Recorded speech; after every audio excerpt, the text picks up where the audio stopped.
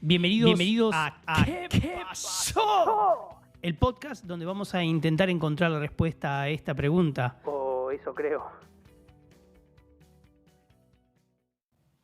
Vení para acá, que te va a agarrar el viejo de la bolsa. Así nos advertían y nos llenaban de miedos cuando éramos chicos. Cuando nos alejábamos de la protección de nuestros padres o simplemente... Portate bien, porque te va a llevar el viejo de la bolsa, ¿eh? Y ahí todos cagados otra vez nos quedábamos al lado de nuestros viejos. 5 minutos, porque después obviamente nos olvidábamos e ignorando toda advertencia nos perdíamos entre los juegos, en el bosque, en la playa y bueno, donde mierda podamos perdernos, nos perdíamos.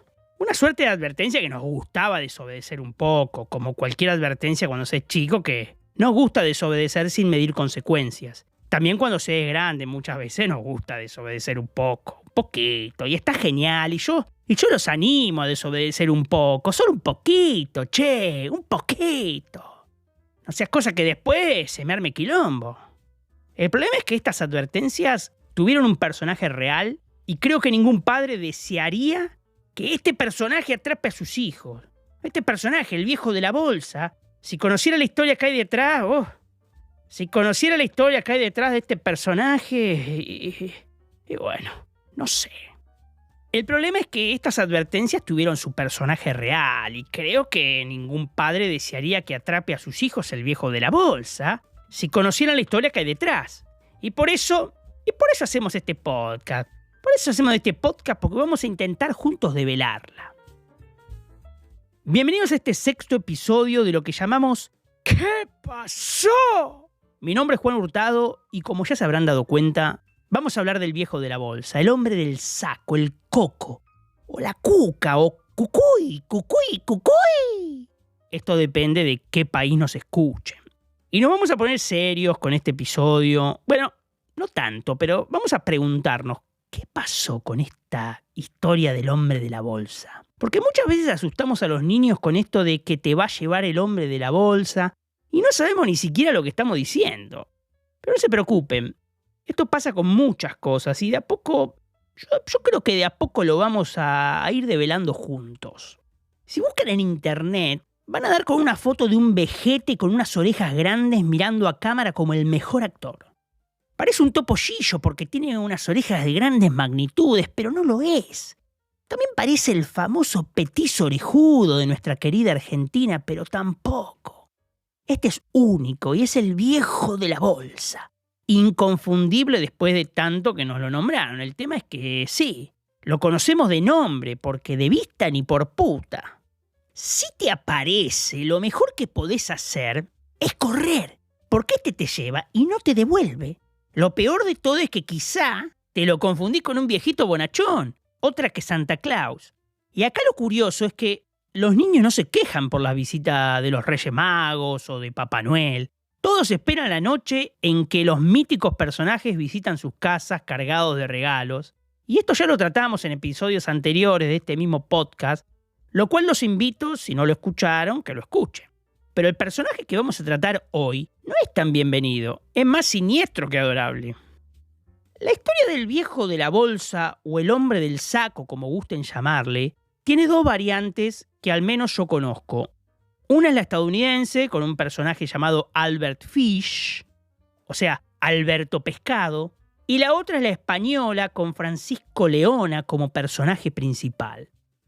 Y vamos a empezar por Albert Fish, claro, no podía ser de otra manera. ¿Cómo no podía ser de otra forma? La historia yankee. Vamos a empezar por la historia yankee. Tiene un poco más de condimento esta historia. Esta historia comienza en julio de 1924 en Staten Island, en Nueva York.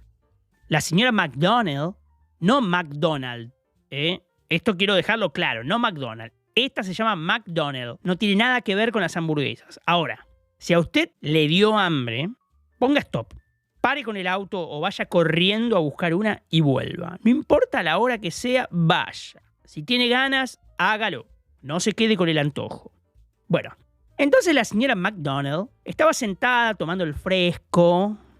Su hijo Francis jugaba cerca con una pelota y su hija, de pocos meses, gateaba entre sus pies. Hacía calor porque en julio en Nueva York te la regalo. La zona no era muy poblada. la señora McDonnell tiró una miradita para la calle de tierra y le llamó la atención un hombre que caminaba por ahí. Era un viejito de cabello gris y un gran bigote gris. Algo flacucho y no muy alto. Tenía puesto un traje viejo y como que le quedaba grande y un sombrero bombín lleno de polvo, y caminaba arrastrando un poco una pierna. Andaba con los brazos colgados a los costados, casi pegados al cuerpo. Abría y cerraba constantemente una mano y en la otra llevaba una bolsa. Al pasar enfrente de la casa saludó a la señora McDonnell sacándose el sombrero. La verdad que muy gentil el vejete. El viejo murmuraba cosas para sí. La señora creyó que el abuelo andaba perdido, que se había escapado del neuropsiquiátrico, supongo, ¿no? A la tarde, el hijo, Francis, se fue a jugar con 4 amigos a una zona descampada, a lo que nosotros llamamos el potrero o el potrerito, en un diminutivo cariñoso. A unos metros el hombre gris observaba, y en un momento ataca. Francis quedó atrás y vio que un viejito simpático, de gran bigote gris, como su pelo, lo llamaba. El viejito sacó golosinas de una bolsa y se las dio. Claro, nadie vio que Francis había desaparecido sino hasta la hora de la cena. Otras épocas. Hoy te desaparece el pibe y a los 15 minutos ya tenés al SWAT buscándolo por el vecindario. La cuestión que lo encontraron al día siguiente en un bosque, pero lo encontraron como ninguna madre desearía encontrar a su hijo, muerto estrangulado con sus propios tiradores. Su padre apenas lo reconoció. El nene dicen que aparte tenía como mordeduras. A su madre la tuvieron que sostener entre varios policías para que no viera al nene. Pero bueno, la muerte del pequeño Francis McDonnell quedó en el olvido, archivada, como muchos otros casos o historias que quedan para contarse, pero no para juzgarse. La cuestión que el 23 de mayo de 1928, un tal Edward Wood, de 18 años, puso un aviso en el diario ofreciéndose para trabajar en el campo. Claro, en aquel entonces no existía la posibilidad de que tenemos ahora. Tenías que ir y pegar tu anuncio o en un poste de luz, o si tenías guita, meterlo en los clasificados. 5 días después de esto, un domingo raro, un domingo, bueno, continuemos. Un domingo, un hombre tocó a la puerta de su casa. Lo atendió Delia, la mamá de Edward. Se trataba de un viejito de aspecto medio endeble. Se presentó como Frank Howard, granjero, y quería hablar con Edward. Delia, la mamá, prestó mucha atención al viejito, sobre todo en su cabello gris, su bigote gris y en una bolsa que llevaba. De inmediato, Howard contrató al chico. Delia lo invitó a almorzar y su esposo, Albert Wood, estaba verdaderamente encantado con este viejito. Ni bien se presentaron a la mesa, entró una nena muy linda de grandes ojos marrones y cabello castaño.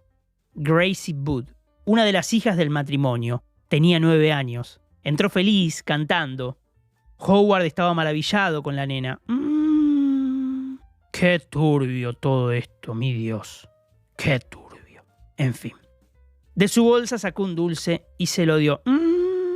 Raro. Todo muy raro. Cuando terminaron de almorzar, Howard dijo que tenía que ir a la casa de su hermana porque uno de sus sobrinos cumplía 9 años. Le dijo a Edward que volvería a buscarlo. Y para calmar su inquietud, ¿qué hizo el señor? Le dio $2. Increíble. Pero antes de irse, se volvió hacia Delia y le preguntó si podía llevarse a Gracie al cumpleaños. Qué turbio, amigo. Qué turbio. Raro, muy raro. Todo no me cierra. Le dio grandes seguridades de que la nena iba a estar bien cuidada. Delia no sabía qué decir. Le pidió la dirección de su hermana, pero no estaba segura y miró a su marido. Déjala ir a la nena. No se divierte nunca. Todo el tiempo atrás de nuestro culo, dijo el papá. Delia le puso un abrigo a Gracie y le dio un beso en la cabeza. Che, pero hablando en serio, ¿vas a dejar que tu hija se vaya con un viejito que recién conoces? Muy raro. 9 años, hermano, 9 años. Polémico, incomprobable. incomprobable. Bueno, como se lo imaginarán, los Wood nunca más volvieron a ver a su hija. Quiero decirles que no sé por qué, pero este personaje hasta ahora no deja de hacerme acordar al primer It. No sé si se acuerdan, el de los 90 con el grandioso Tim Curry interpretando a Pennywise, el payaso bailarín. Ese que se asomaba por la alcantarilla y asesinaba niños. Entre ellos el notable asesinato del pequeño Georgie, del cual se han hecho unos memes memorables. De algún lado manoteó Stephen King. De algún lado manoteó. No es que Stephen King se inspiró de Dios, ¿no? No. Bueno, a la mañana siguiente, Albert, el padre de la familia, fue a hacer la denuncia de la desaparición de su hija. La primera cosa que descubrió la policía fue que la dirección de la hermana del tal Howard no existía. Tampoco existía la hermana, ni la granja, ni Frank Howard, ni los 7 enanitos, ni la granja de Orson. Nada existía, nada. Se pusieron a trabajar 20 policías en el caso. 20, entre ellos el detective William F. King. Lamentablemente no se pudo encontrar nada. Gracie y el hombre de la bolsa se habían esfumado en pipa. 6 años después, King era el único detective que seguía con la investigación. ¿Vieron que siempre en estas historias que parecen sacadas de una de terror y que lógicamente son de terror, hay uno que sigue insistiendo y acá está nuestro héroe, el héroe King? Pero en octubre de 1934, este tal King decidió usar un recurso final. Inteligente el muchacho. Dijo que el sumario iba a ser cerrado definitivamente. La prensa lo difundió, pero al parecer esto, claro, despertó al asesino. Iba a dejar de ser nombrado, iba a dejar de ser importante. Delia Wood recibió una carta el 12 de noviembre. Mi querida señora Wood, el 3 de junio de 1928 toqué la puerta en su casa. Almorzamos. Gracie se sentó a upa mío y me dio un beso. Decidí comérmela, con el pretexto de llevarla conmigo a una fiesta a la cual usted le dio permiso, pero en verdad la llevé a una casa desocupada. El viejo de mierda, el viejo, con esta carta, le contaba a la mamá cómo había matado a su hija. ¡Hijo de puta! La carta no tenía remitente, pero King averiguó que había sido enviada por un hombre que alquilaba un cuarto en un edificio de la calle 52. El detective habló con la portera y le dio la descripción del señor Howard. Coincidía con la de un viejo de cabellos grises y bigotes grises que se había registrado como Albert Fish. Cuando King entró en la habitación, encontró a Fish tomando una taza de té. ¿Usted es Albert Fish?, preguntó el policía. El viejo confirmó con la cabeza. Se miraron, sin bajar la vista. Fish tomó lentamente una navaja de afeitar del bolsillo interno de su saco y la sostuvo frente a él. King se enojó. Los dos se seguían mirando a los ojos. King, rápidamente, agarró la muñeca de Fish y se la torció hasta hacerle caer la navaja. Ahora te tengo, le dijo el detective. La confesión de Fish fue larga y muy detallada. Una patrulla se dirigió a la casa abandonada donde mató a Gracie. Hallaron los huesos de la nena. King fue a buscar a Albert y Edward Wood para que identificaran a Fish. Cuando llegaron a la comisaría, Edward no se pudo contener. Se le tiró encima y le gritó: «¡Viejo de mierda, sucio hijo de puta!». Los policías tuvieron que hacerle un torniquete en el brazo para contenerlo. ¿Cómo se siente?, le preguntó el psiquiatra Frederick Bergham, que entrevistó al viejo en prisión. No tengo particulares deseos de vivir, ni de ser asesinado. Es una cuestión indiferente. No creo estar del todo bien. ¿Eso quiere decir que está loco? No, exactamente. Nunca pude entenderme del todo. ¿Puede explicarse? Siempre tuve deseos de infligir dolor a otros y de que otros me provoquen dolor. Siempre parecí disfrutar de todo lo que hace daño. Fish le confió una larga historia de caza de chicos, al menos 100, y episodios de canibalismo. La cuestión acá es, ¿quién era Albert Fish? Además de un pescado, ¿no? Según su confesión, había nacido el 19 de mayo de 1870 en Washington. A los 5 años su padre murió y su madre lo mandó a un orfanato. Ahí comencé a estar mal, dijo. Estábamos totalmente derrotados. A los 14 años se dedicó a lo que sería su oficio, pintor de interiores. Se mudó a Nueva York y a los 26 años se casó con una chica de 19. Pero cuando el menor de sus 6 hijos tenía 3 años, la mujer lo abandonó. Bergham y otros 3 médicos propuestos por el defensor James Dempsey dijeron que Fish estaba loco. A su criterio era un caso único de perversión en los anales de la literatura psiquiátrica y criminal. Pero los psiquiatras del fiscal Elbert Gallagher opinaron todo lo contrario.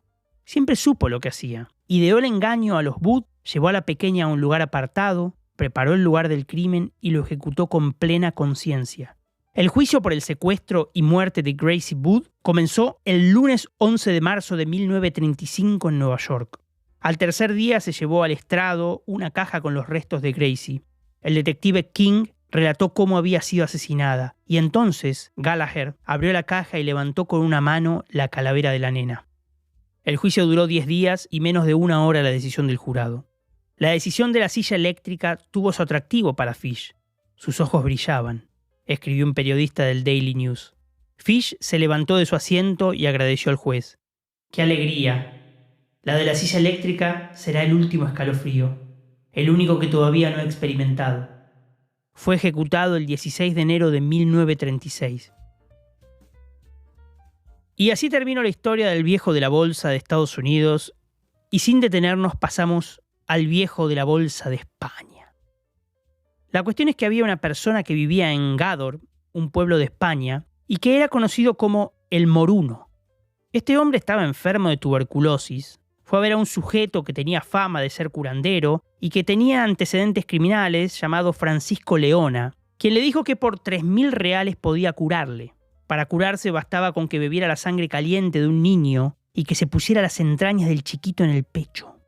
Contra toda lógica, el Moruno decide poner en práctica esta receta, por lo que Francisco Leona, junto a otro hombre llamado Julio Hernández, apodado El Tonto, salieron en busca de un niño. La víctima escogida fue Bernardo González, de 7 años de edad, quien estaba bañándose en el río junto a otros niños. Los sujetos le dijeron que iban a recoger duraznos y que luego los llevarían donde estaba su hermano. Así que el chiquito los acompañó voluntariamente. Ahí está la inocencia del niño. Algo pasó en el trayecto que hizo que el menor quisiera retroceder, y fue entonces cuando Francisco Leona lo agarró, lo metió de cabeza en un saco y lo cargó por un largo camino hasta llegar al lugar donde los esperaba el Moruno junto a Agustina Rodríguez.